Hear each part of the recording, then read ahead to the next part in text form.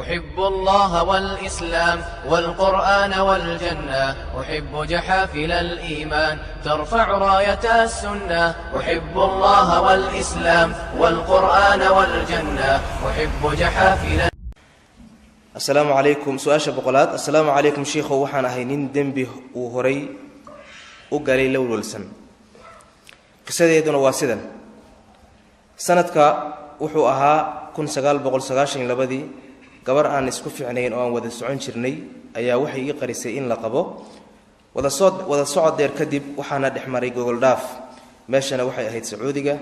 aniga markii waxaan aaday Mareykanka oo aan hadda xaas iyo carruur ku leeyahay muddo kadib iyadii ayaa isoo wacday iguna wargelisay inay uur qaaday habeenkii baashaalka waxaan ku iri arrimahaas ha igala hadlin uurkana aniga malihi waxaan si ka naxay hadda waxa isoo wacday gabar 17 jir ah oo leh aabahay baa tahay hadii aan waraystayna dadka waxay igu yiraahdeen gabadha waa adiga oo koobi ah macnaha way ku eg tahay marka shiikhow maxaan sameeyaa ma dhiigan ka qaadaa maaniga dhalay maadaama aan meher jirin oo ay khalad aan sameeyay ku dhalatay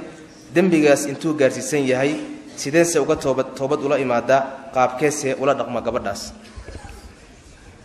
su'aashaan waxaan naga soo gaadhay qolka 114 وآفوين كان هذا كهل لأن الزنا دو أيلاد شرعه وروحه كفوا هذا هذا يتراهد ولا كفوا كان واي دباتوي نوع عنه كله تدعي جوابت السؤال شو وحوي قبلها صدو الشجنينكو هوين تمركي أي كل ميين ويحران يو زينكو كل ميين نين كلا قوي صوص ما طيب المهاس ماشاس أي هوين تاسير بشيء نينكي قبيبة إسكاله لأن النبي يقول الولد للفراش المهر لشيء هوين تلقبنا أي لشيء نينكي قبي أي جوجش أو أهيد با المها إسكاله وللعاهر الحجر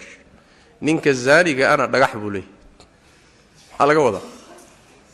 يا بمعنى أما هلا قضية واي وحي الماء ماشي وميال أما ميه دقح بها اللي قد لواي والله قرع سيلو فسيرب مركا المها جوجشها كل شيء نينكي بايسكله واسي هدو كسروا بكروي هدو كسروا بكرو عن قوضنا بمعنى مركي عرفي عادة الله فيري هدي المها أورالي كرو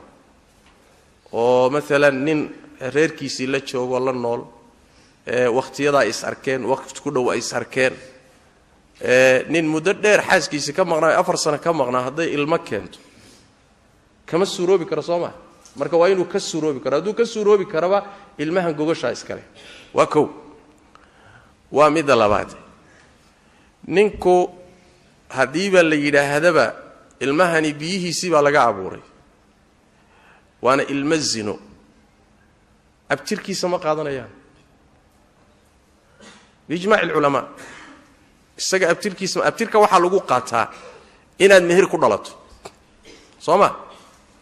هي حقوق ده أبنيمو المه حقوق قاتها إنه مهر كدش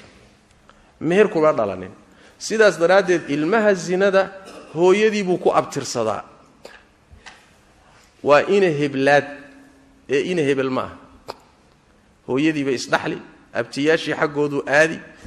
hooyadii waxay dhasho walaalay noqonayaan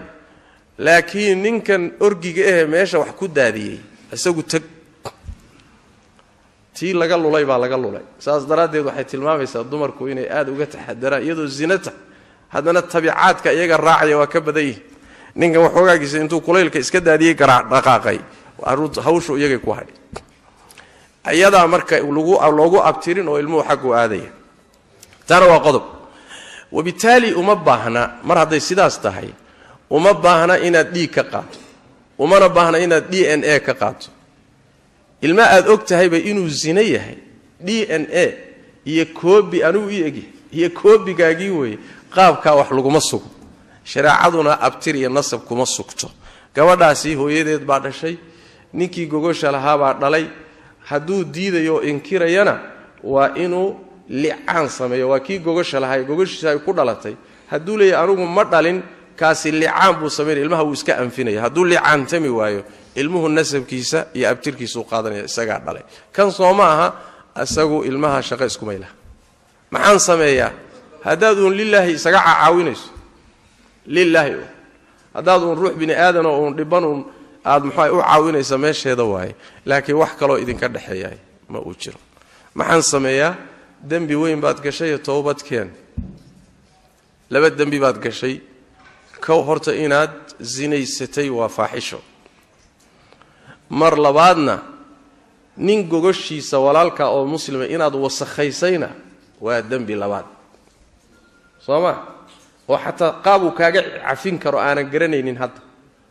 ilaan xaq bini aadan Soomaa gogosha nin baa lahaa gurigiisa waad wasakhaysay hadaad gurigiisa iyo gogoshiisa wasakhaysay sida saxda waxay ahayd intaad noosha inaad u tagto tiraadi cafi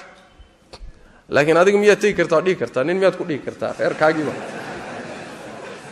ya reerkaagiiba ku khaldamayno iska cafi miyaad dhigi kartaa hawshaasi waa hawlun aakhara jirta waa xuquuq ilaahi xaqiisa jirta waxaase kula gudboon inaad tawbad keento oo si dhaba ilaahi ugu soo noqoto tabaaraka wa tacaala wixii meesha ka dhashay ilmahaasna xukunkiisu waa sidaas oo billahi tawfiiq sallallahu alayhi wa sallam wa baraka ala nabiyina muhammad